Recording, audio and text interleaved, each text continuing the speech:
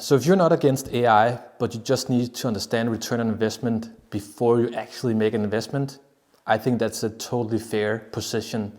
Most of the AI discussions that we are in, they start with models, AI, platforms, but that's not what a CFO is actually interested in.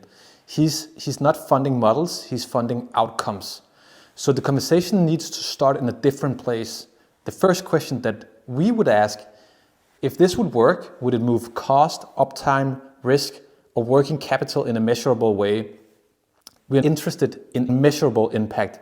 The second question is, can we test this idea with existing data in one site, on one piece of equipment, one asset, without committing to a full rollout?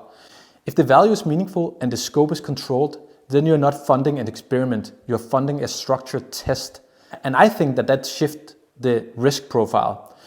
So if you're looking at launching your first AI project or AI idea, and you want a simple method and a framework that we use when we work with mining companies, you can click the link below and download our proven method on how we run these workshops, including our playbook for how to go about this.